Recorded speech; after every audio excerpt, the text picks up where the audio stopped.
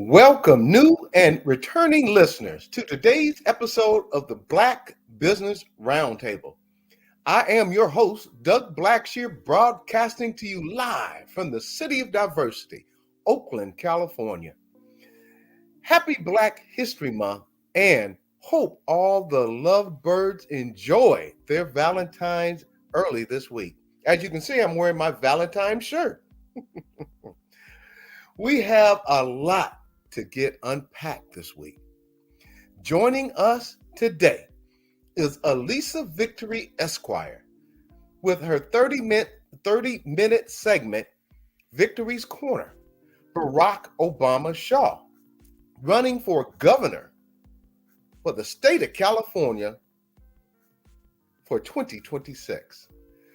We have first-time guest Tura discussing moving forward Oakland and 2023. In addition, and we would definitely like to thank you, audience, for reaching out to that family in Colorado. We also have updates on hashtag Justice for Enzo. And definitely last but not least, the Black Colorado ranchers and the new article by Arc Republic written by Kaya Nyambi Shivers, the third in their series, and the El Paso County, Colorado Sheriff Press Conference.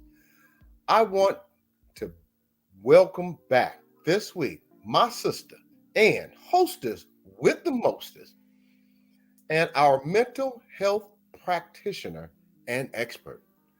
I saved that introduction, of course, for my co-host, my friend, my colleague, Dr. Ashley Coleman, with us each week as she broadcasts from Southern California, helping us with our mental health needs. So let's get started, audience.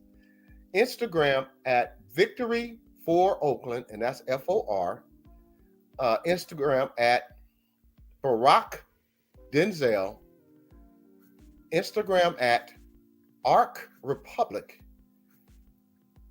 Hashtag Victory for Oakland. Hashtag Barack Denzel. Hashtag Barack Obama for GOVCA. And the 4 is the numeral 4. Hashtag Arc Republic. Hashtag GOVOFCO. Hashtag EPC Sheriff. A heartfelt thank you, as always, to Mr. Donnie Glover of the BlackUSA.News for the honor, Mr. Glover, the honor of the Black Business Roundtable, being a part of your growing network dedicated to bringing the real unfiltered news before the news. Hashtag BlackUSA.News. Hashtag Donnie Glover. Today, February 16th, 2023, as noted via National Day calendar. Today is National Almond Day. Hashtag National Almond Day recognizes the versatile and healthful almond. This delicious nut is native to the Middle East. Thank you, National Day calendar. Some current events in the news today.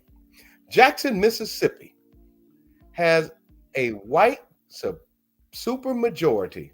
Now listen to this, audience. Jackson, Mississippi has a white supermajority and has voted to install a segregated judicial system, including an expansion of their police force. How can this be in a city that looks to be over 80% Black? See Instagram Reel or our hashtag Your Rights Camp, hashtag Jackson, Mississippi. Once again, see our Instagram reel or hashtag Your Rights Camp, hashtag Jackson, Mississippi. The students at St. Hubert Catholic High School for Girls becoming women of faith and integrity, located in Philadelphia, Pennsylvania, featured on our Instagram reel, finally took action on February 11th, 2023, expelled the white students that wore in black faces and stating slave. Wow. Is this 2023 or 1953 or even 1853? That is unbelievable. See both of our Instagram reels for video school message. Instagram STHUBERTBAMBIES. Lodi, California audience is back on the reel. City Council Zoom meeting February 15th, 2023. Once again, had national attendance, including, yes, we were there, the Black Business Roundtable, which spoke, as did the Chris Kelly Foundation, and in person, an attorney spoke on behalf of hashtag Justice for Enzo. Wow, this is unbelievable. The Husky that was tasered in the streets of Lodi by a police officer and tethered by the neck, yes, in front of the family and the child, tethered by the neck by an animal control officer.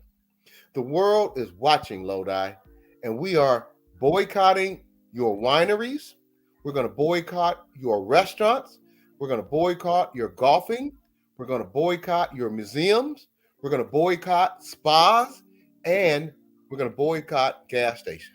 So let's be clear, Lodi, until you fairly resolve the situation, audience, when you drive over the Altamont Pass, going to Stockton, Patterson, and all areas near Lodi, keep driving until Lodi fixes this heinous problem. Thank you. This week's thumbs up goes to the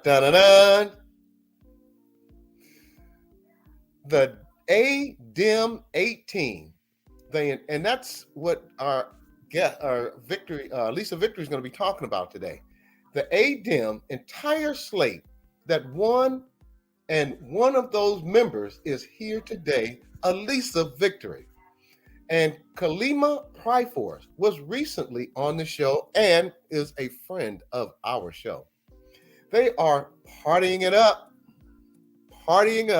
this Friday, February 17th, 2023 at 1727 Telegraph Avenue in Oakland, California at 7:30 to 10:30 p.m., 21 plus with ID only. You have to be 21 years of age and older. Congratulations. Hashtag Pryforce, hashtag Victory for Oakland. This is what I'm talking about when I say take back your political processes in whether it be Oakland, Alameda County, state of California, or the United States of America. We will not get what we want if we don't vote. Think and be a part of that political process. This week's Black Business Roundtable, thumbs down goes to who made the Black Business Roundtable Naughty List 2023 this week?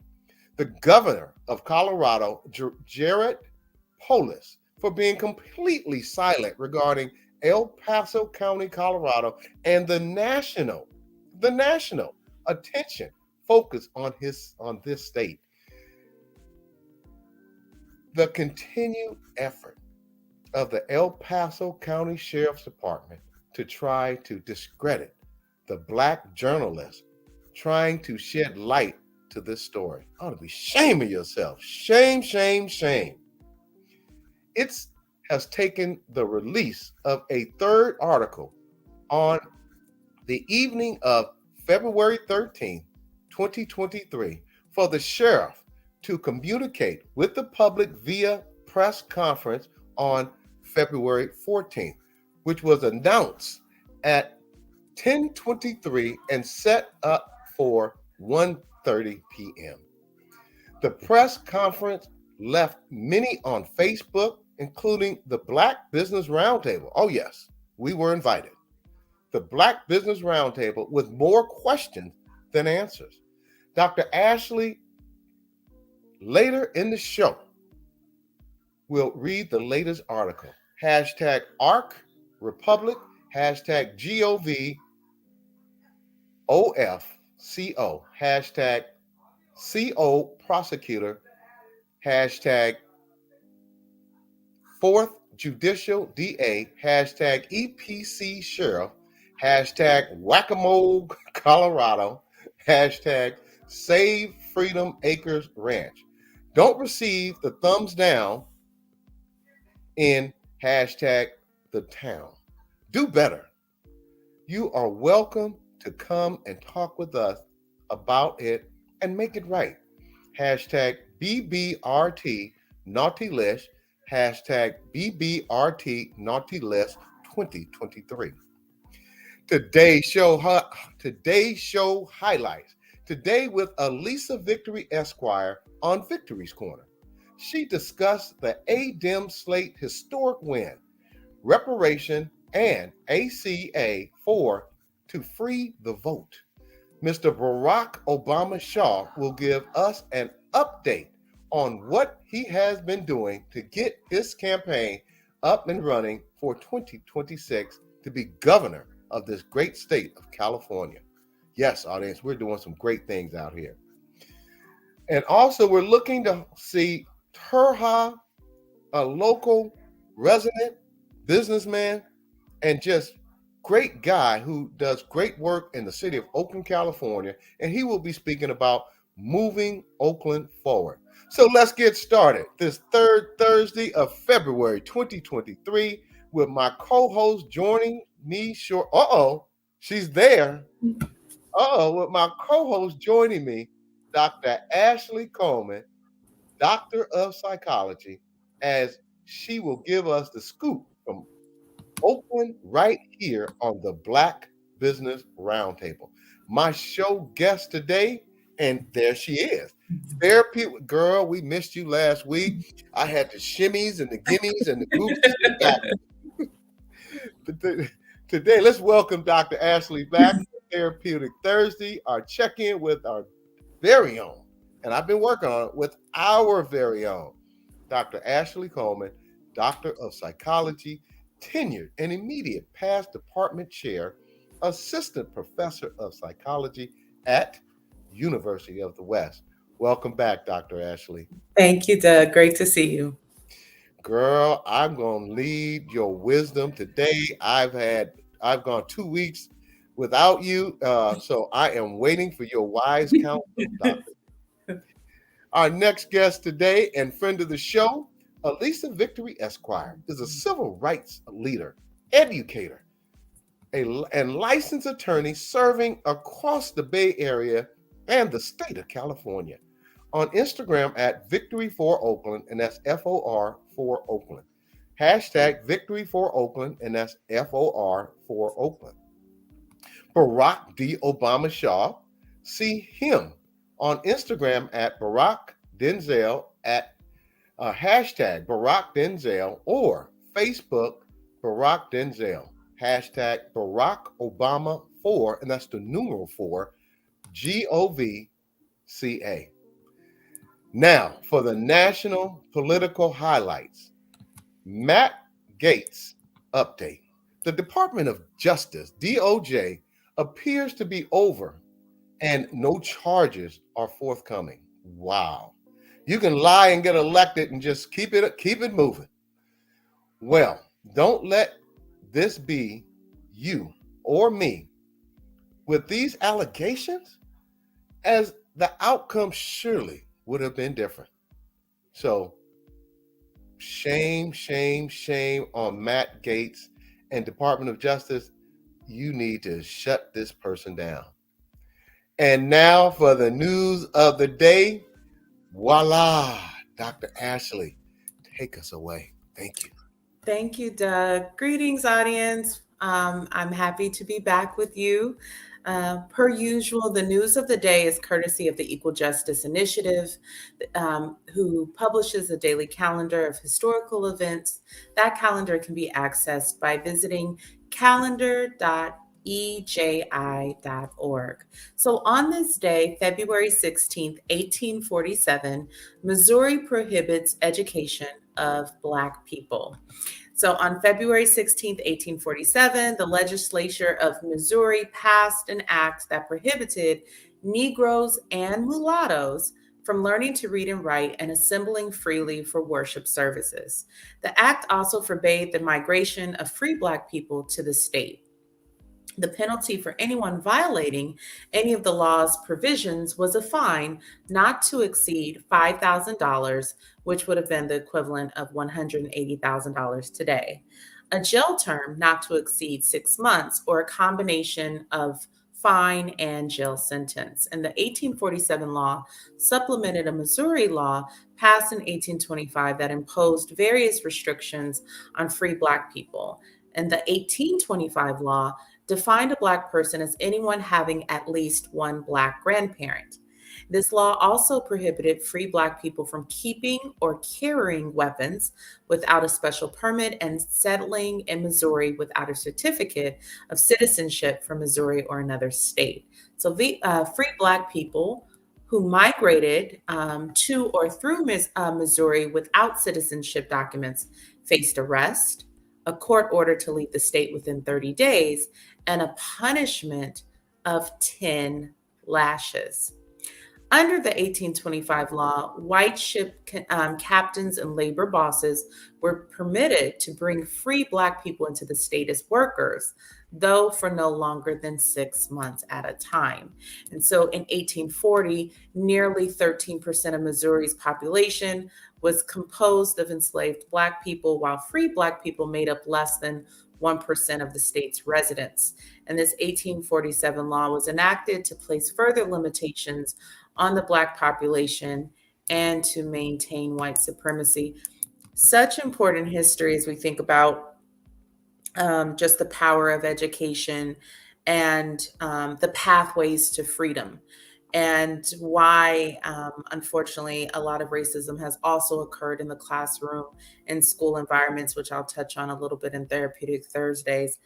But Doug, quickly, I recently had the privilege of helping one of my younger cousins edit their personal statement, and they're applying to HBCUs, historical Black colleges and universities. And our listeners know that I'm a proud Howard Bison, but I think about wanting to, at one point, apply to Washington University of St. Louis because of their strong medical program in the state of Missouri. And so reading this headline, it's so important to know the history, but to understand the sacrifices we've made to achieve education in this country. And while we can have many victories in other areas of life, there's something very special about shining in the classroom.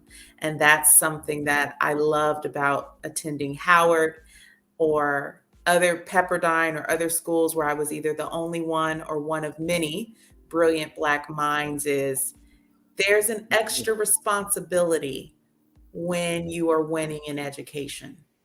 And so I think that's a legacy our people definitely has, and one that I love for us to continue, is in the classroom. We can get just as busy as we do on the field, on the court, wherever we are. Dr. Ashley, thank you for sharing that with our audience. Audience, let's be clear here. An education is your passport to the future. An education is your passport to the future. Thank you, Dr. Ashley, for sharing that with us. It is really something that people are neglecting to understand that just 100 to 150 years ago, our ancestors were in slavery, bonded, couldn't own anything, chattel. So be sure to keep the thought of voting, because if you don't vote, legislation will create laws that will take us backwards instead of moving us forward. Thank you, Dr. Ashley. And audience, once again, our weekly check-in with see, I missed you last week. Now with our very own Dr. Ashley Coleman, Doctor of Psychology. Dr. Ashley, please take our minds away. Thank you. Thank you. Again, welcome to Therapeutic Thursday. So happy to join you.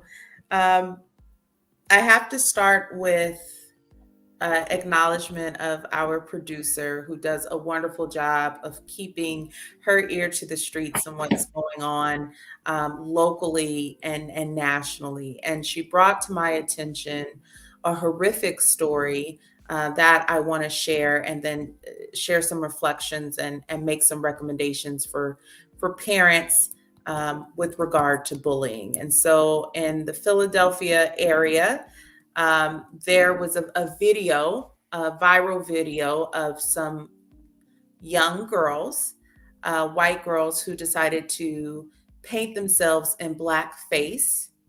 And they uploaded this video to the internet. And this is at St. Hubert's, let me get this, St. Hubert Catholic High School for Girls. And so in the video, they're painted in blackface and they are enacting stereotypes of young Black women. And this video, in this video, one of the girls is shouting phrases like "know your roots" and "you're nothing but a slave." And this video went viral. So it had over 11 million views on Twitter. And then also there are several photographs that accompanied this video that were also posted with a filter saying Happy Black History Month.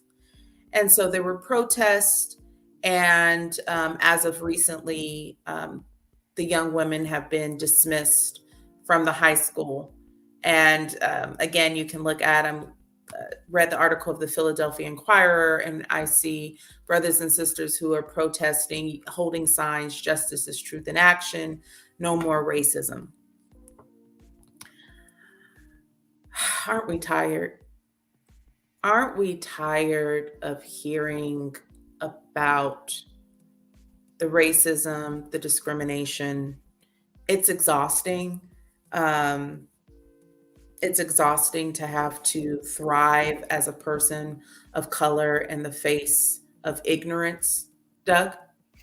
Dr. Ashley, I have to point out how important it is, once again, and I want to be brief. First, if you are being tormented, Mm-hmm. you are an African American, person of color, Black person, man or woman, sometimes you must seek out help, because the mind can really be devastated by these horrific events. And Dr. Ashley will speak on that. Second is vote, vote, vote. Thank you.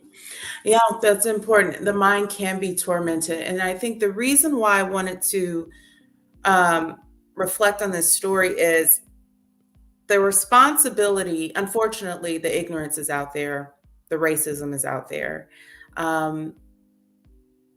And we could get caught in what we say shoulds or shouldn't, what we shouldn't have to deal with, what should happen. That can get us caught in the understandable outrage about how others should be able to think, should be able to reason, should be able to recognize humanity. Unfortunately, that isn't the fight that can be the most impactful in the moment. I'm thinking about the young women of color that, went to the high school. My focus right now is on checking in with your children and your nieces and nephews and whomever about bullying. Bullying pre-internet used to occur between 8 a.m. and 3:30 p.m., 3 o'clock high for all the older folks. And really, there was a reprieve. I'm not saying bullying before was not traumatic, but there was a bracket to bullying because there was actually a removal of interaction, if only for the evening or for the weekend, where someone at least could be in a safe space and be away from their bullies. With internet, bullying is now 24/7 and it's permanent. I just read a story. I'm also exhausted because I just read a story earlier this week where unfortunately a young woman was attacked in her high school. Someone filmed her being beat up, uploaded the video. The video went viral, and 48 hours later, she took her life. So, voting is important for interactions to change the trajectory of the people who are supposed to serve and advocate for the people in their region. However, showing up and checking in with youth who are not as protected is so important. So when is the last time you've asked your child, your godchild, your niece and nephew, how is school going? Who are your friends? Do you feel safe? Are they on social media? With Snapchat, with these profiles, images can be shared that are very damaging. And when we're young and we don't understand permanence in the same way, it can feel like this feeling, this terror is going to last forever. So checking in with the children in your lives, checking in, popping in on the teachers, popping in on the administration. I empathize with administrators. I empathize with teachers. I also know that unfortunately there still is a gap with regard to what we can do about bullying. And so I just want to really emphasize the importance of advocacy. I also want to talk to the older people for a second. I understand that our older generations have dealt with, and I'll say this quickly because I'm looking forward to Victory's Corner. I know they've dealt with discrimination. I know I've had parents that integrated schools, and my friends did as well. And there's a lot of resilience in our community. Sometimes, though, we may use that strength and to say, I survived this type of bullying. Why can't you survive that type of bullying? And there can be a comparison of oppression, which can make young people feel unheard. And so while maybe you had to sit with being called names and very traumatic experiences that you may not even recognize was trauma, which it was, and you shouldn't have had to experience that, there is an opportunity to use your power and have a different experience for the youth coming behind you. Unfortunately, what people think we can shrug off bullying and it just gives someone the fuel to be able to come something more and show and grow into this person who's successful that can look back at their haters and say, look at me now. That's not always the response to bullying. And so if your child doesn't feel comfortable going to school, ask why. Don't let up. If you need to go, again, intervening in the classroom, intervening with administration at that school, and going up the chain to the superintendent. But we have had a trend of an increase in suicide completions of youth, even during the pandemic. And so I just want to advocate for that, but it's definitely and they talked about a sensitivity training that they're going to have at that particular high school after the event. But sometimes we don't have control over other people's mindsets. Traumatic stress is real. Let's protect the ones that we care about, including ourselves. As always, we advocate for seeking support when you or a loved one need it. There's therapyforblackgirls.com. therapyforblackmen.org. You can always dial 988 or visit the nearest emergency room for crises, as well as text 741-741 if you prefer to communicate via text message. And audience, as always, just as you have a broken leg, you would go see a doctor. If you had a toothache, you'd go see a dentist. When you have a splinter in your mind and you're contemplating suicide, harming yourself, depression, anxiety, go visit a doctor of psychology, because we need to be healthy both physically and mentally for the challenges that we face every day in America. On that note, Dr. Ashley, thank you. Woosah. I'm coming back down already, just looking at your beautiful face. We missed you so much last week. Oh, thank you, Doug. Yeah, I was in the field. It's a privilege. I missed you guys too, in the field, which was nice, a nice change. You've been a huge part of the success of this show. Thank you, Dr. Ashley. Thank now, you, Doug. Moving forward, audience, let's welcome back Allyssa Victory Esq, one of our favorite social justice leaders. As always, we are happy to have our new segment called Dun Dun Dun Dun, Victory's Corner. Before you read her bio, I have to, Allyssa, I am so proud of you. Thank you. What you did, and I'm not going to take but 30 seconds to say this. What you did and your comrades was amazing. You shocked the Alameda County Democratic Central Committee, and I want you to explain to our audience how significant that is as we move forward in the political empowerment of all people, specifically Black people. On that note, Dr. Ashley, please read this incredible Victory's Victory bio. Thank you. My pleasure. Allyssa Victory Esq is a civil rights leader, educator, and licensed attorney serving across the Bay Area and state of California. She holds a BA with honors in ethnic studies and a minor in Black studies, as well as a JD concentrated in government law. Allyssa currently practices in policing and labor law and is an elected ADEM delegate to the California Democratic Party for Assembly District 18. And she currently ran for another term for ADEM 18 as candidate number 12. And we can't wait to hear more about the outcome. Welcome back, Allyssa. Thank y'all for having me. Happy Black Futures, Black History, Black Everything Month every day. Thank you for the congrats.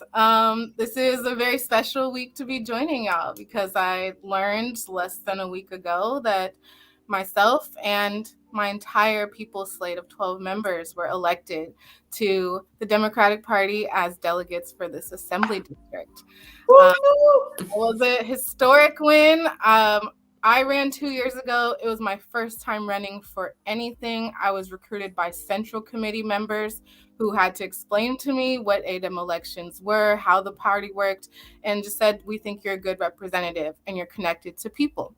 And myself and 2 other candidates were independently elected, meaning we ran with no support from assembly members and the current status quo. We didn't have any money. We didn't have anything. We literally were texting and calling people. And 3 of us were elected 2 years ago in 2021.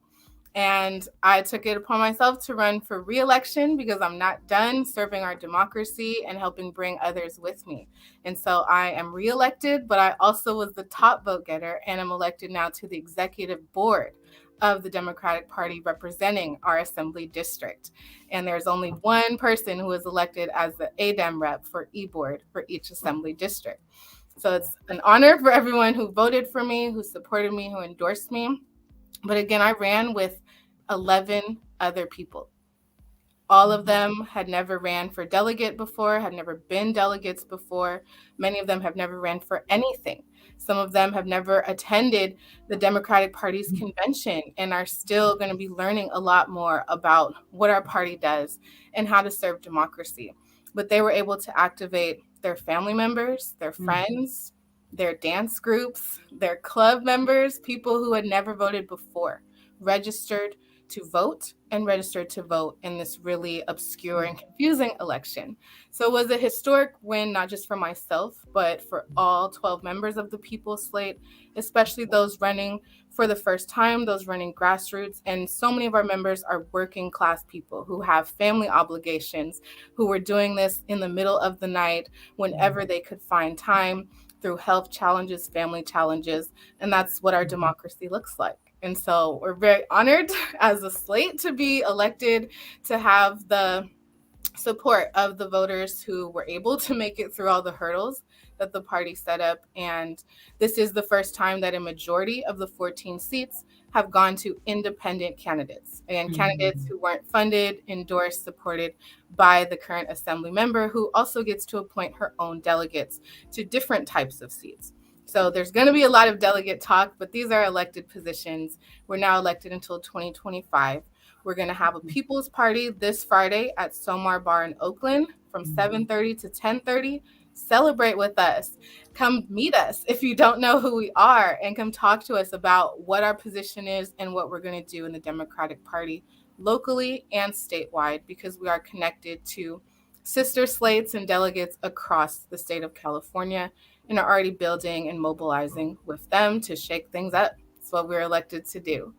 So that's been a highlight since the last Friday that I found out, and we're going to celebrate tomorrow. So hope you all can come out and help spread the word. Well, I will definitely be there. I'm going to be stopping off at Kinfolks, which is right around the corner. But since you've answered the first question that I was, that's what I love about you. You are so precise. Educator is exactly what we need when we talk about learning politics. So thank you, Allyssa Victory, for coming on back on the show for Victory's Corner. And Dr. Ashley, please. Sure. So again, Allyssa, congratulations. So excited for you and the rest of your slate. Can you inform our audience about just any forward progress with regards to reparations in California, just considering it's Black History Month? Yes.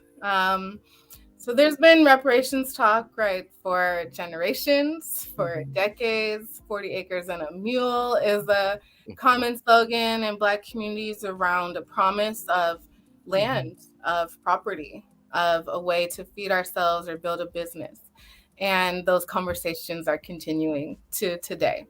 But we do have an official task force on reparations in California. That task force has been doing its own research, has been consulting with experts, has been assessing a lot of the harm and the stories of violence done to Black Americans. And they've also been having listening sessions. One of the last ones was hosted in the great city of Oakland, and the next will be March. Let me make sure I get my dates right. March 3rd through 4th is the city of Sacramento. This will be live, and they're also live streamed on YouTube and on the Attorney General's website. These task force have been, again, moving to different cities, hearing from cities specifically what issues in terms of history of harm against Black Americans, what they're doing to repair that at the very local municipal or county levels. Again, hearing testimony from the public, from stakeholders that include all types of civic engagement groups, community groups, mothers and family groups, educational groups. And these are a chance for you to really listen of how the conversation is moving and progressing. And all of these are to provide concrete recommendations back to our state government around how to fund, how to administer, and how to continue a policy of reparations, of reparative policy for Black Americans in our state. And so this has been a very long effort and undertaking, and we're hoping will lead to real decisions, real action, real enforcement, real shifts from the status quo and from the history of our country and of our state of California.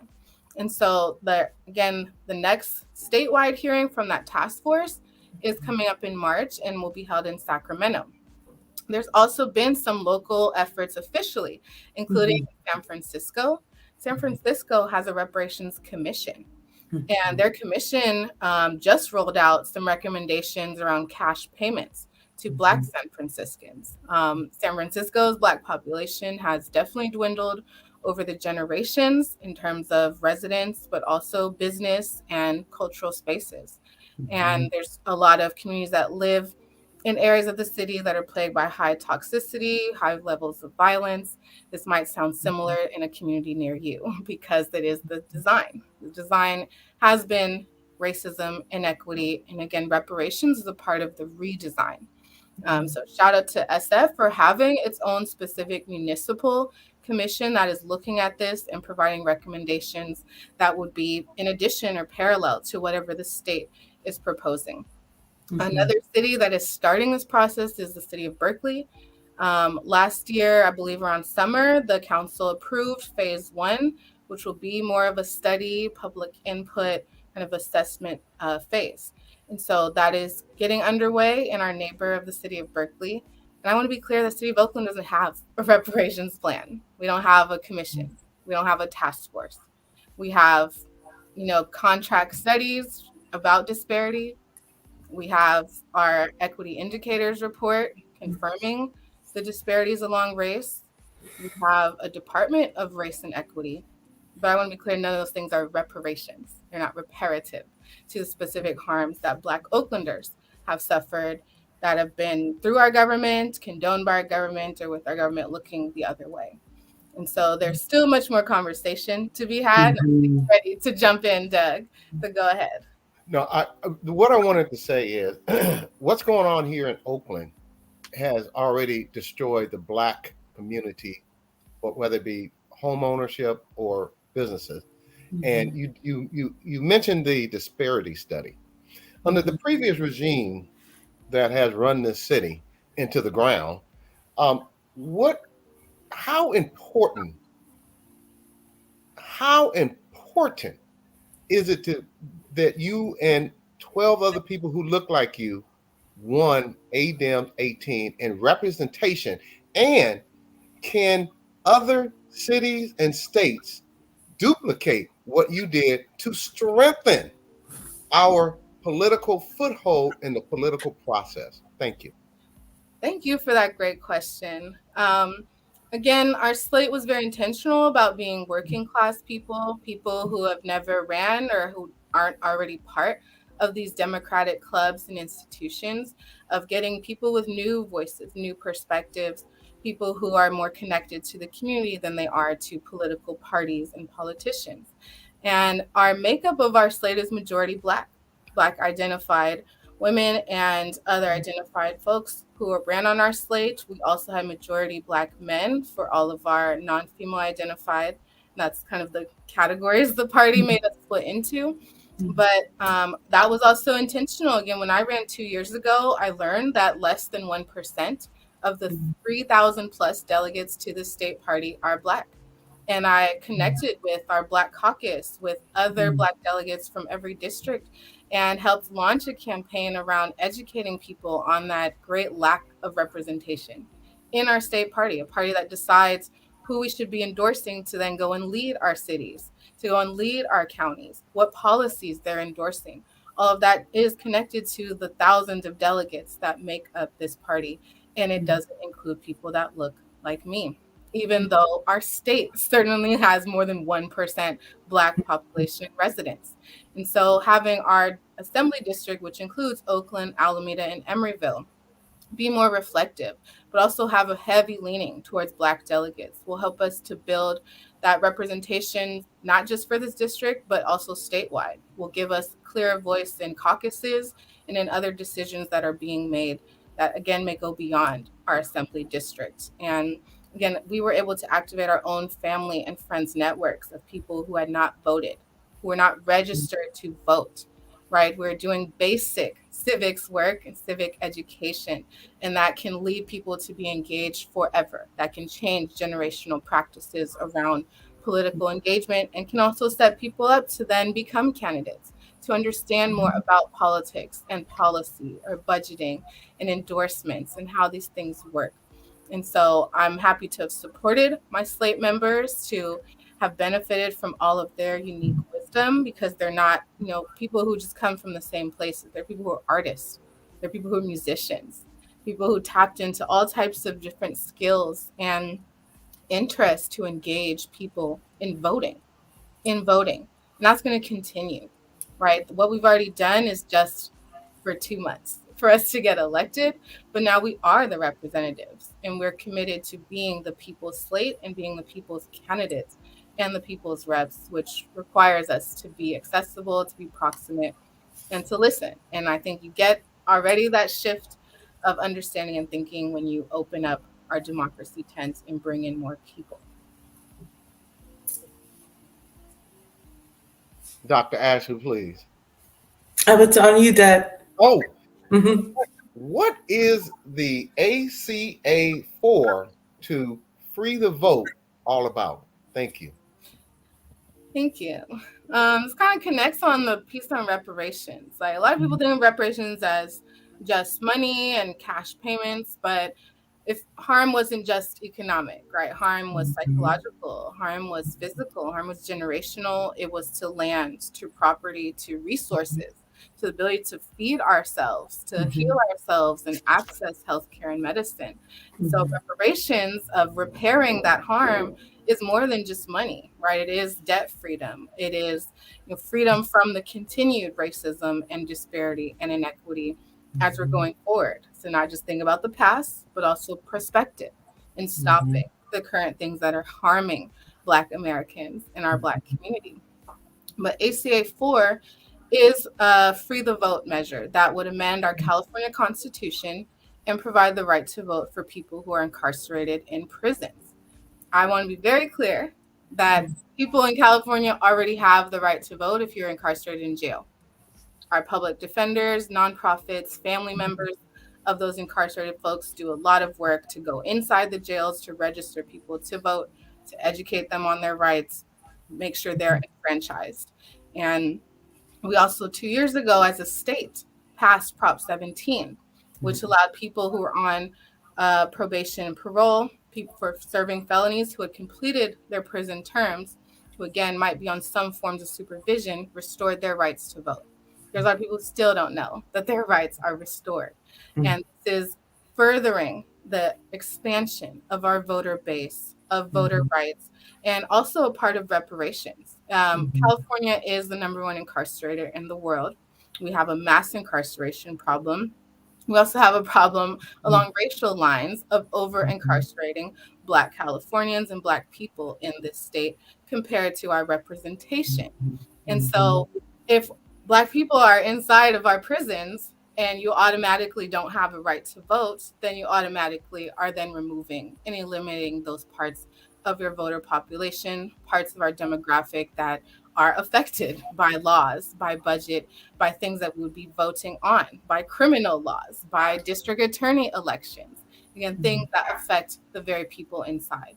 We already give the right to people in jails, to people who've served their prison time. And so this is a step to further voter enfranchisement and civic engagement by allowing people inside of prisons to be able to vote. And so this will be a constitutional amendment. This is, again, moving forward in our legislature and maybe something that all of us can vote for. And so this is, something that is rolling out during Black History Month, that is championed by a lot of people that understand the connection between our prison carceral system and race. And that, if you look historically, there are so many laws and crimes that were really about suppressing Black people and our right to vote. If we look in other states, those things are very true, that people who have served any type of jail or prison time may be disenfranchised entirely from voting. People may be thrown back into jail or prison for attempting to register to vote when they're not allowed to. And so there's still a large swath of our population, of our community, Black people, that are affected by imprisonment and carceral systems. And so to allow them a voice in our democratic processes is going to change the status quo, can restore voting rights to many Black people, and also may shift how people have to run campaigns, how people educate the public if there's going to be large groups of voter bases inside of our prisons. So I think it can challenge us all to think differently about incarceration and remember that people are still people. Just because we put them in cages doesn't mean they stop being humans, having families on the outside, having children, having a future when they come out and return home. And they need to still have a voice in our political process to be able to influence all of those different areas, as well as thrive when they return home. You know, real briefly before you ask the next question, Dr. Ashley, it's all by design. If you encage a person and then call them convicts, criminals, that is a mental thing. You get them into and one of the things that Sabir Lockett, who has been a friend of the show, he has trained me, and it didn't take long. Instead of saying jailbirds, hoodlums, etc., call them what they are, returning residents. Yes. I want to end on this note. I've worked for some of the biggest companies in the world right here in the Bay Area. And when white men and women get out of jail, they are welcome back to society. They are able to get jobs, union jobs. But I recall every company that I worked for looking in the folders that when a black person had a parking ticket, oh, we can't hire them. So on that note, Dr. Ashley, please. Go ahead. I'm sorry. You just brought up that, I have to say there is still so many people that, again, kind of are afraid or feel like that is something they have to wear and a label that they have to always live their lives under. And again, when you've served your time and you are released, you should be released and you should be able to, again, be a part of society as they want. And part of that is allowing you to understand politics and be engaged and involved. When I was campaigning, so many of the doors I knocked on where people would say, I can't vote because I'm an ex-felon. And I'll say, you actually can. And there's still so much fear around them trying to register. Like, am I going to get in trouble? Like, I don't really believe this. Like, are you sure they're giving us the right? And so we still have to do a lot of work, like I said, to reduce the stigma, to eliminate it. And part of that is through our own laws and policies. Like, we have to have fair chance hiring, fair chance housing, because people aren't given a fair chance when they are returning home. And that's all people need sometimes, is some stability, some support in their reentry, and a way for them to engage in a positive and powerful way. So just really wanted to share that point. Very important. And so, Allyssa, given all of the advocacy that you do and your recent election win, it's nice to hear you take pause to celebrate your win. And so it sounds like that's what's going to be occurring tomorrow night at SOMAR. But also, Little Birdie says that you have an event tonight, this evening at, is it Rosemary and Jane? Can you tell us a little bit about that? Yes. So this is really put on by Black media organizations and journalists, including J.R. Valerie of the SF Bayview News, which is an intentional Black newspaper, bringing our people's news to our people. And one of the ways is not just putting in a newspaper, an online article, and expecting people to find it or have time to read, but doing more interactive events and discussions. And so they're having a special Black History Month event that is at Rosemary Jane, which is a canna business by Lake Merritt. They have different products. They also have one of the first canna bars where you can get cannabis cocktails. They have a nice outdoor patio with heat lamps and space for people to talk. There's going to be some vegan cookies that are locally created. There's going to be some food. There's going to be SF Poet Laureate Tongo Ison Martin performing and other local artists. And I will be interviewed live by journalist J.R. Valerie on Black history, Black futures, and Black Oakland. So please spread the word, come out. It's at 6:30 tonight, Lake Merritt at Rosemary Jane. And I think we're going to go until around 8 o'clock, but would love to be in conversation with other people. Again, there's a lot of Black History Month celebrations, but this is definitely one that will unite some of the different Bay Area cities and, again, talk about kind of media. And this is a media podcast and channel that brings really important news to people across this country. So hope you all can come out too or partner on a future event, because I think these coalitions, collaborations, and bringing news directly to people is, helping fill in a lot of the knowledge gaps, information gaps, and people want to talk about what's happening and have that information at their fingertips. Audience, now you see why we have Victory's Corner. When you become a big hot shot, please don't forget about us little folk, girl, because let me tell you. Y'all are bringing me up to y'all's level as hot shots with the BBRT. Well, I'm 60 years old, so I want you to stand on my shoulder and keep climbing on up that ladder. You are doing some amazing things in this city and this county, putting off a win for 12 out of 12. You have demonstrated, audience, this is the type of person, young person, that we need to have out there leading our young people into the future, politically, economically, home ownerships, returning residents, etc. You are the picturesque of Black empowerment. Thank you for coming on the show today for Victory's Corner. We love you, and we will support you moving forward as we have in the past. Thank you, Allyssa Victory of Dun Dun Dun Dun Victory's Corner. Thank you both. Love you too, and appreciate your support. Always a good time. It always goes by really fast. But you all enjoy the rest of this session today, and I'll be listening and look forward to our next Victory's Corner in 2 weeks.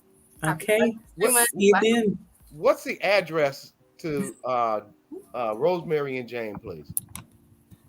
2 seconds. It is 2340 Harrison Street. 2340 Harrison Street. Again, it's if you know where the Whole Foods is by Lake Merritt, it's right across the street next to 7-Eleven. Thank you, Allyssa. We'll see you in 2 weeks. Keep up the great work and keep motivating our people to get politically involved and politically empowered. Thank you, Allyssa. Absolutely. You'll see me out doing voter reg the rest of this month, and I'll have an update for you all on how many people we've got so far. Well, I just want to say this. We have backstage Mr. Barack Obama, who will be running for governor. So I'm sure he's going to be in touch with you regarding strategies of how to get more people out to vote, and his message is to become governor of the state of California. And I think he will be the first Black African-American governor of this state. Thank you. Let's make Black history. And moving ahead, Dr. Ashley, can you take us to a quick break? And we're going to get the gentleman who is possibly looking great to be our next first and next governor, first Black governor and the next governor for this great state of California. Thank you, Dr. Ashley. Thank you, Doug. And thank you, Mr. Donnie Glover of BlackUSA.News. Audience, be sure to tune in to our sister programming. There's Chapin Friends on Mondays, Party Marty Let's Talk on Tuesdays. There's Black USA Crypto News with Kamal Hubert on Fridays. And we know he knows all about blockchain and cryptocurrency. On Saturdays, there's the Blackout Live from New York with Sister Tajmir. And on Sundays, there's 60 Minutes in Black USA with Michael Haney. And yours truly and Doug will be guests on the show this coming Sunday. So, and we see you, Mike, in the comments. Thanks for tuning in this evening. To join our BBRT advertising family or to be a possible guest on the show, reach us via our email address, bbrt2021@hotmail.com. In your email, please include your company name, address, website, and contact information for vetting consideration. Doug? Dr. Ashley, I'm glad Michael Haney came on to show us, talk to us about, or remind us. Audience, we will be on 60 Minutes. We have been invited by Mr. Mike Haney to on 60 Minutes, airing Sunday, 3 p.m. Pacific Standard Time and 6 p.m. on East Coast time. And I look forward to having a powerful show articulating how East Coast and West Coast things are similar, things are different, how we can unite and create a power base that will harness political empowerment for better jobs, better education, housing, and rights for returning residents in the United States of America. As Victory has articulated very well, the imprisonment of Black men and women in this country is by design. Yeah, we also get to reflect on celebrating Black History Month and what that looks like across the country and compare, how does the East Coast do it? How do we do it on the West Coast? And what are some pathways forward? So I'm excited about our conversation. And since Michael Haney is so engaged, Mike, we look forward to having you on our show, because one of the things that we want to empower people all across the United States is together we can make a difference. A divided house will fall. On that note, let's welcome back friend of the show, Barack Obama Shaw. Dr. Ashley, can you please read this dynamic, awesome, pioneering politician's resume? Thank you. Yes, it's my pleasure. So Barack D. Obama Shaw is self-employed. He studied at Texas Southern University and resides in Alameda, which is just outside of Oakland, California. He is originally from Houston, Texas, but we are fortunate to have him in the Bay Area, trying to make a difference as he is getting his campaign set up to run for governor of California in 2026. Welcome back, friend of the show, Barack D. Obama Shaw. Hey, Barack, what's going on, my brother? Hey, it's great to be alive, and of course, great to be here. It's wonderful. Before I ask the first question, it was God talking to me when and told me to go to Trader Joe's that day to get some water. Alkaline water. And when I saw you sitting there all alone, and audience, let me be clear, he's not alone anymore. He is building up a mass of people who believe in him, and his political future in making a difference in America and specifically California. So on that note, we last had you on the show January 12th, 2023, 2 days before my 60th birthday. They call me Triple OG now because I'm 60. Every 20 years you get an OG. All right. 40, I was a double OG. Now I'm a triple OG. I'm exceeding you, sir. All right. Just after we attended the inauguration for Mayor Sheng Tao, Council Member Janani Ramachandran of District 4, and Council Member Kevin Jenkins of District Number 6 at the Paramount Theater here in Oakland. We went and partied it up. Oh man, we had a ball. We went to all three winners party. That was another major atmospheric river was heading our way a day or so afterward, which pounded the West Coast yet again. So as our future governor, I love saying that, as our future governor, you may be faced with such disasters, especially with climate change. And we know number 45 dismissed that, and look what's going on now. What are you learning from watching the disasters and how leadership is handling these situations? Thank you, sir, and thank you for coming back on the show today. Oh, you're welcome. You're welcome. What I'm learning, one of the main things I'm learning from the communication of the leadership, it's been a lot of pointing the finger and blaming others, and I think it's that's counterproductive, and I think it would be wise to focus in on the situation at hand instead of trying to defend yourself. So I see a lot of that in the political climate. It's a defensive position that's there, and it really takes away from what's really wanted and needed right now. And that is just being a resource for the people, using that time, that live coverage time, and making requests of the people, putting up different hotlines and connecting people. That's what the focus should be on, not about how well you're doing or defending yourself about how you're approaching things. It's people are going to say what they're going to say when you're in a leadership position, but you just need to focus in on taking care of the people, and that's it.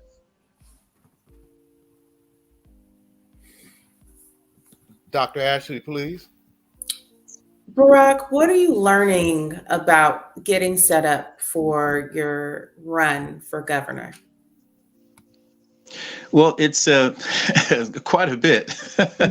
So, yeah. And, there is, for the job is about implementing the state laws. So learning what are the state laws in the first place and how they work, and where possibly the gaps are, and how can we make it better. Also, and it's about overseeing the operations of the state executive branch. And what I want to create that's, I think, is really special is, just kind of bringing it down to earth. Just say, for instance, when we were kids, your parents told you, well, at least in our house, told me to eat what's on the plate. Mm-hmm. And before I go get seconds or thirds or whatever, eat what's on your plate. And there are millions, over 1 million different nonprofits in just America alone. So if we have so many resources around us, then it seems to me that the breakdown would be around connections and communication, just connecting to people and letting, because with that many resources, that's enough to cover every situation we could possibly think of, with millions of, over 1 million nonprofits. And it's probably about 10 million nonprofits in the worldwide, and over 1 million in America alone. So that's eating what's on your plate, right? And then you want to come for seconds, that's great. You can come for seconds, but I think it's important to utilize the infrastructure and have people to work together, because we have what we need, but it's about the breakdown in communication, working it out, getting people on the same page, and getting it done, and not making an excuse saying we can't get in touch with everybody, because the IRS, they can get in touch with everybody.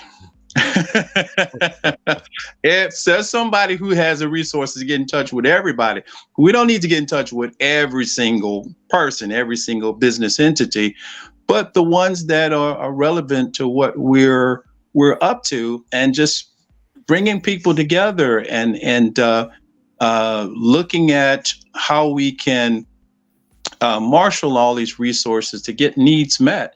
I think if we start to do that, that would create an environment of benevolence, as well as an environment of generosity. And then when you have the benevolence and the generosity, then people will start to get present to a greater quality of life, not something miles, way across the country in Washington, but homegrown, like right around them. They'll get present to their quality of life, and that they matter. That was a mouthful. And that cuts to the core of politicians. They are not doing what you're doing. You're preparing, you're researching, you're finding out what's needed. And as Mike Haney say, amen, amen. Yeah. Now, what is the best way for volunteers to reach you, to come on board? And what do you need the most help with in the next 90 days? Thank you, sir. I'd say, volunteers could reach me at the regular website at pricelesspolitics.com. or they can reach, or just call me, 510-219-5482. And so it's going to be around, I would say, the resources around putting the word out and starting to talk to people about making contributions toward the Obama Shaw for governor 2026. So, and having that done, I think that would be the biggest thing, to start getting those resources together and putting the word together. Dr. Ashley, I just got a message. Mr. Turha got caught up in a situation. Audience, Mr. Turha is the husband of Council Member Carol Fife in Oakland, California, and he also he has a security company. He is her bodyguard, and she has been receiving death threats, as I have also. So he had, yes, I've been receiving that, and she has too, but some of the same people. But to that end, he will not be able to make it on the show today. So if you are available, Mr. Barack B. Obama, we have a few more minutes for our audience to hear how valuable you would be as an elected official in the state of California. And also, if you know, how important was it in Victory's 12 slates winning all the delegates? How important was that? And if at the bottom of the screen here, you see my brother, Mr. Mike Caney, says he has a black print, not a blueprint. He has a black print for you being elected fourth governor in the history of this country. So first question is, how important was it to have Allyssa Victory and her 11 others win the delegates in this area? Thank you, sir. Well, I would say, as far as just hearing her today, just the insight of where she's coming from to make the difference with people. I mean, it's amazing to let people know, become aware of the things that they're not aware of, that they can actually vote and that they actually matter, that life is not over and that you can do something about it. You can do something about your quality of life. And one of the things I heard was she was saying that people are coming back home. So she's actually also pointing out that jail is not your home.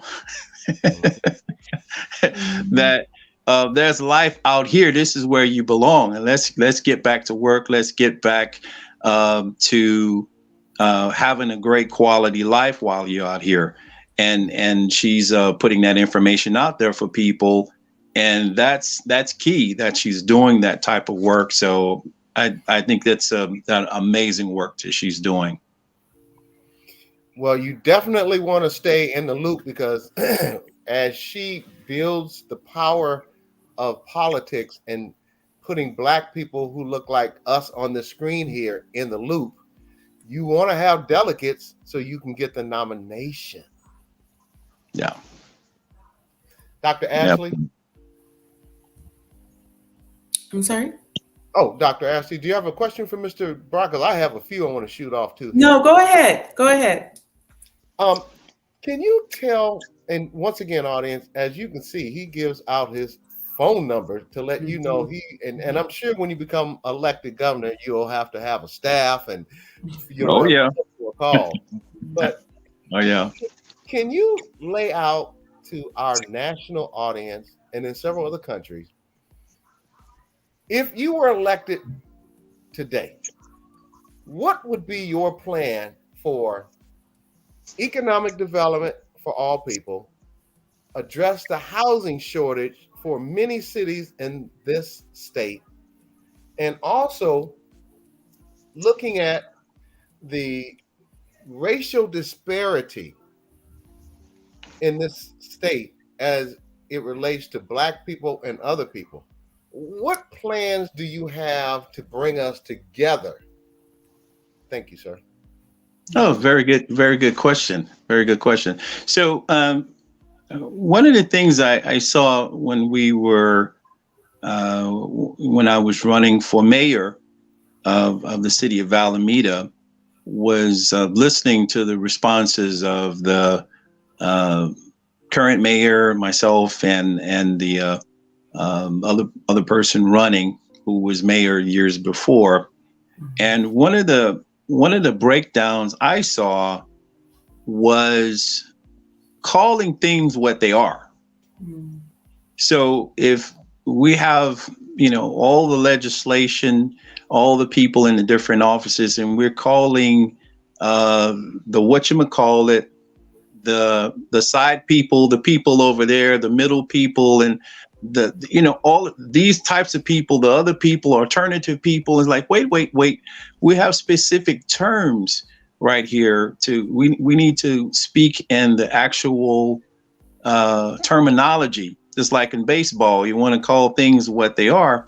And I think that's a big missing, is calling things what they are, because if we don't, then things can get, just overlap. Things can get overlapped, and then there's confusion.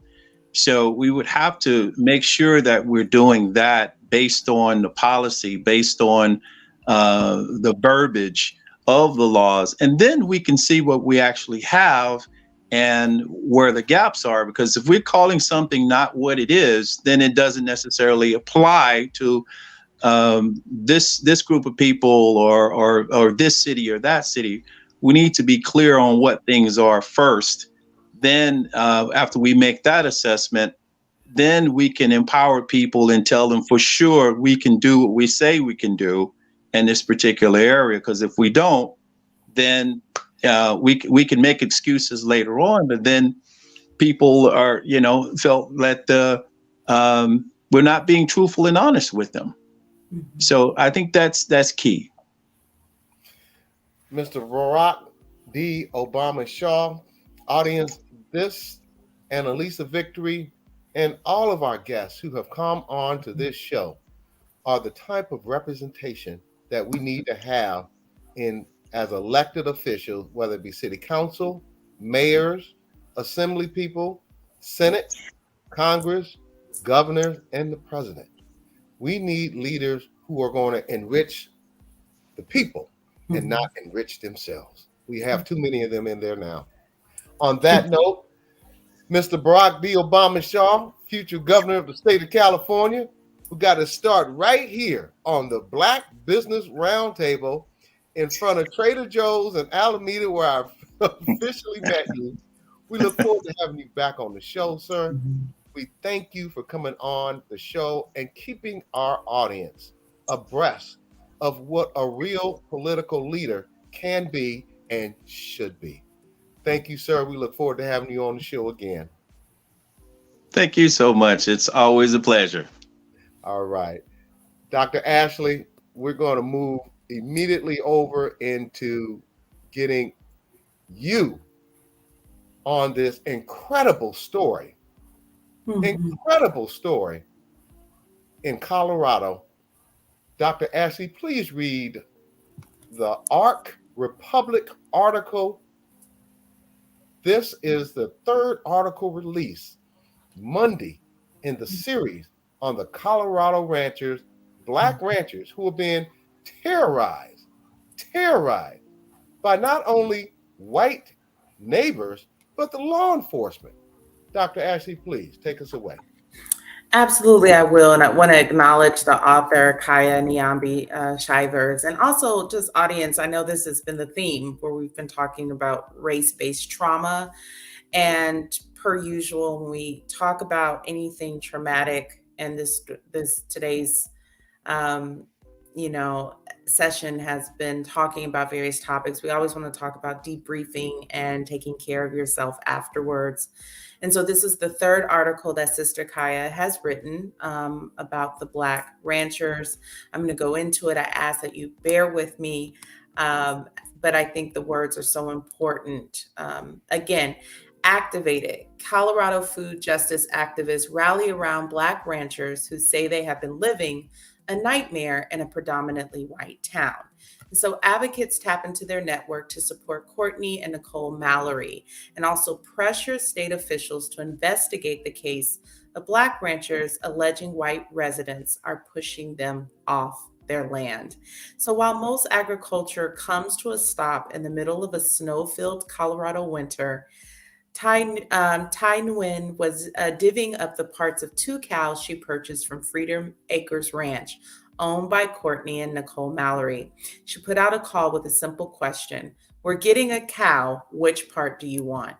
Nguyen laughingly admitted that being a vegetarian, she was uncertain on how to make bovine butchering order, but the collective of immigrant community she coordinates with, she sorted it out for her.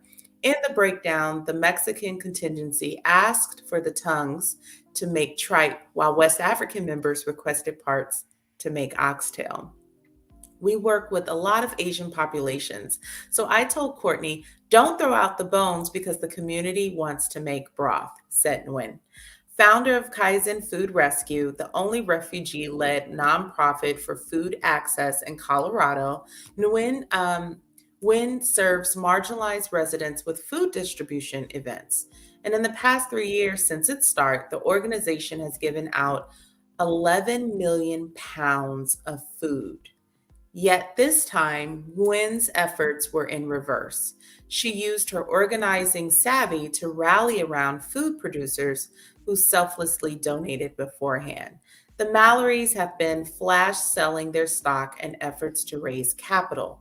The money goes towards their efforts to save their 1,000-acre ranch. However, the funds are more than the average ranch operation. They must purchase drones, surveillance equipment, and supplies to repair a fence that has been damaged repeatedly by unknown persons.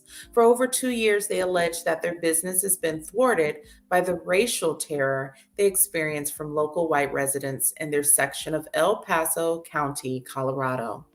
From a list of slain animals to damaged and stolen property, their funds have been depleted, along with much of their mental health and sense of security. Per Courtney, they are tormenting me and my wife. Again, as Courtney expressed this in an intense Instagram video post, and with an interview with Arc Republic, the couple stated that the tensions were opposing townspeople in Yoder have amplified after articles reporting their troubles were released, and subsequent social media posts have caused their story to go viral. And in an Instagram post on February 12, 2023 by Hawk Newsom, who is at Freedom Acres Ranch, Courtney shows a dead cow with blood oozing from its nose and mouth, citing that it is a probable sign of poisoning. Additional footage obtained by Arc Republic shows an uninvited white woman driving behind a running cow on the Mallory land. This is an example of the many strangers who have trespassed on or stopped at property perimeters to leer or commit other acts of intimidation. Another person who was unwelcomed entered their home while Nicole took a shower. The intruder was met with the U.S. Marine veteran's shotgun. And over the years, the Mallorys made countless complaints to law enforcement and local officials, yet they say their concerns were ignored until Courtney started a petition in December of last year.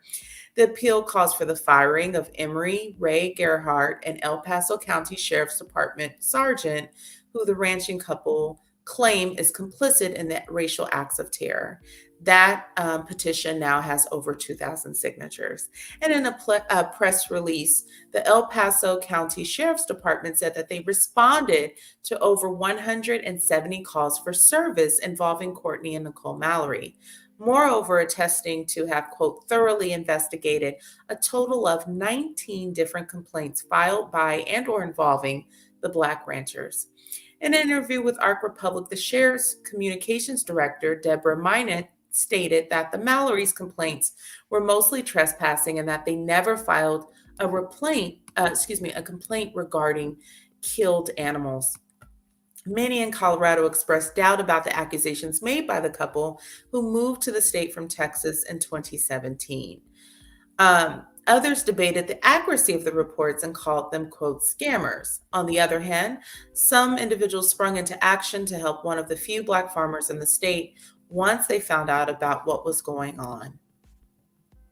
When Wynn received the petition, she said she became activated to do something, a fierce advocate for Black and brown farmers who is aware of the challenges they face in the state. Wynn is on a number of committees. Currently, she's the policy chair for the Mile High Farmers and sits on the state's Farmer Coalition. Plus, she works closely with Frontline Farming, a food and farmer advocacy group.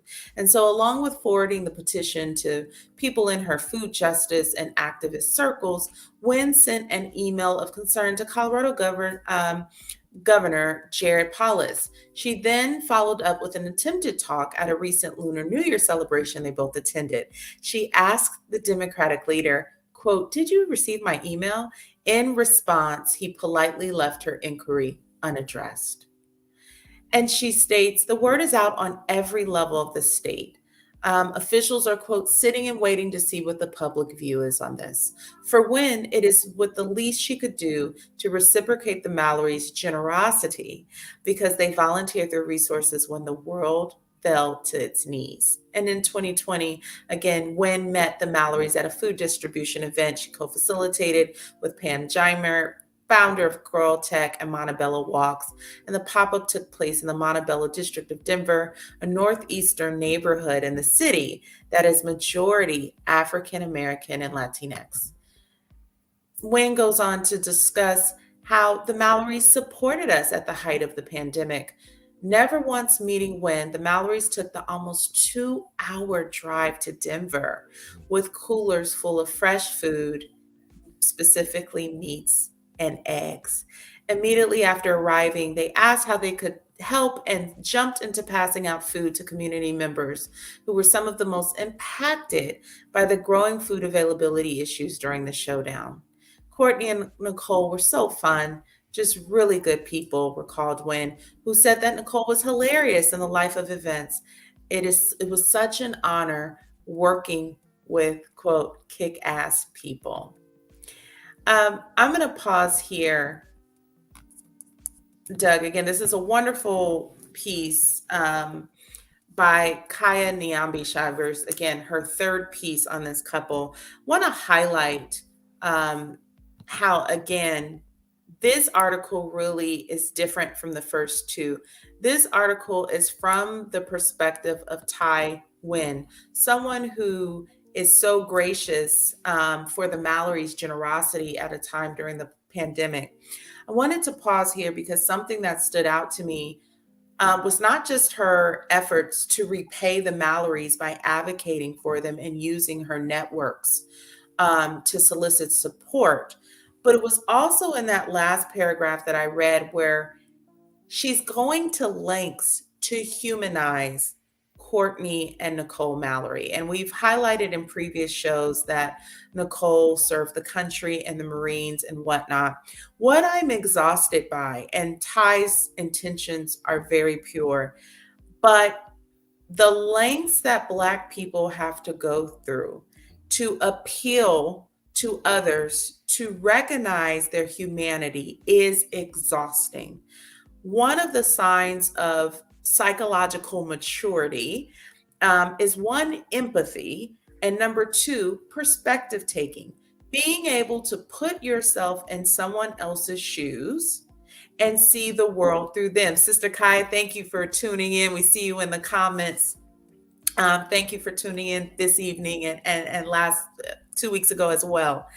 But what's so interesting is that we see perspective taking, and from a psychological standpoint, we start teaching that early. When with toddlers favorite words are me, my. So we try to teach toddlers sharing, or if they hit ow, that doesn't feel good. Would you like that done to you? So we really try very early on to instill these skills where instead of having to do something to someone and then say, oh, I wouldn't like that done to me, perspective taking allows someone to pause before they make a decision and decide whether or not that person should receive that type of treatment.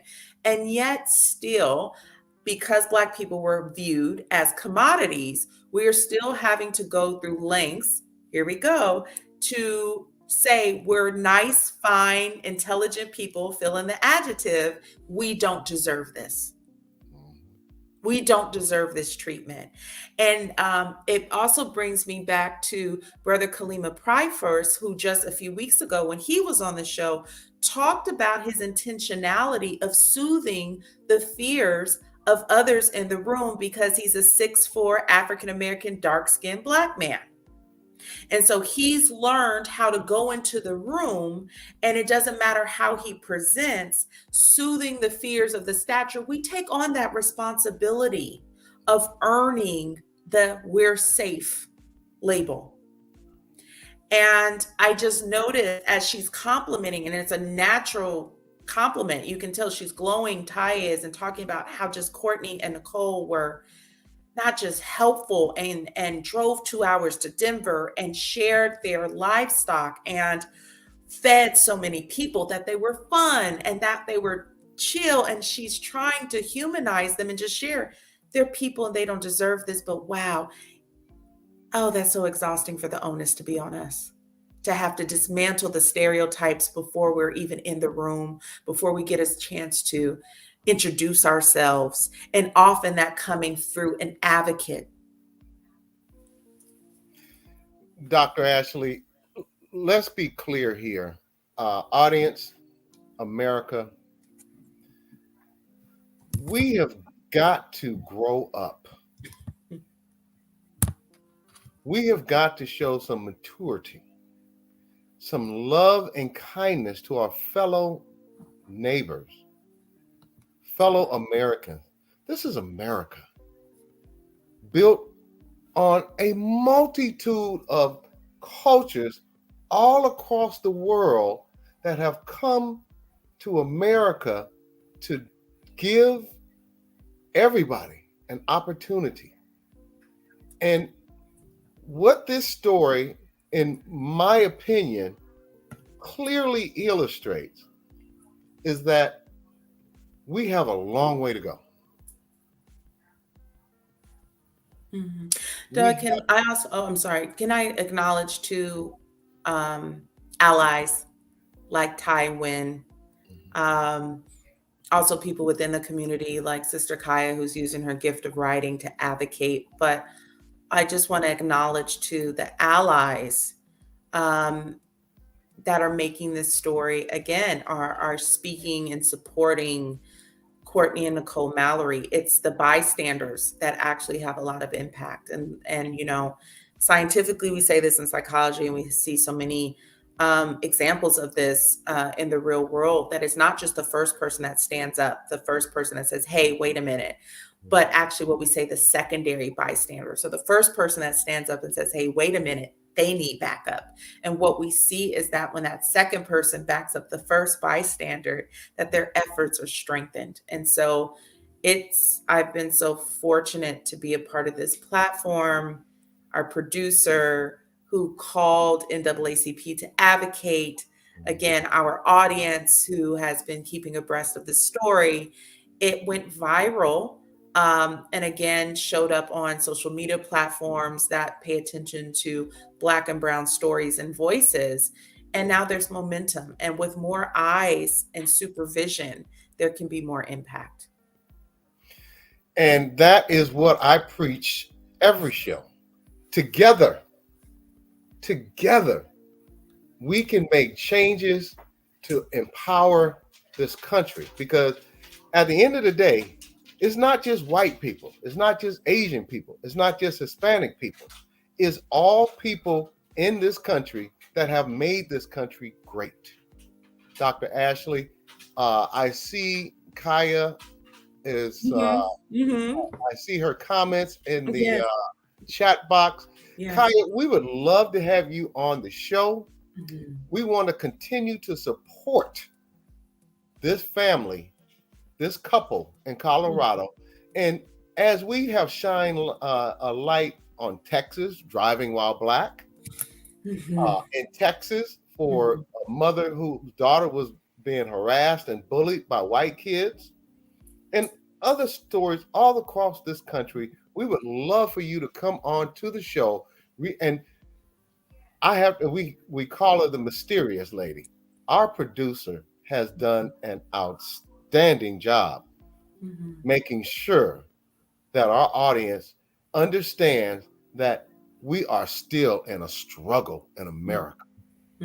Thank you, thank you, thank you, Miss Invisible Producer, who does all the research to put these stories together, and the fact checking and fact finding that brought us to this story in Colorado. So thank you, producer. We appreciate you. And if we don't have anything else, Dr. Ashley, we're going to close out early today so you could go get some lunch, I'm sure, or dinner. I'm sure you are busier than me. I thought I kept busy. You kind of remind me of that comedian in Living Color. How many jobs do you have? I think you have what, 10 jobs? I only have I get 2 more jobs to keep up with you. You know that ambition of an Oakland native. We keep going. Doug, before we transition, there is just a quick another couple of sentences that I want to highlight just for the statistics to really drive this home to our audience. The Mallory's case has another layer of challenges due to the magnitude of land they own. Currently, they are one of few Blacks who own a significant amount of agricultural real estate. A 1997 USDA census showed 2,502 African Americans owning 1,000 or more acres of land. By 2012, the USDA could only document one Black operated farm with a sole principal owner. If that person is still holding on to their property, the Mallorys would make one of 2 African Americans who own 1,000 plus acres of land in the nation. Full circle, here we are. We started talking about reparations. We talked about 40 acres and a mule. We've talked about the importance of land and freedom. And now we're looking at the Mallorys either being the sole family to own over 1,000 acres, an African-American family, or one of 2.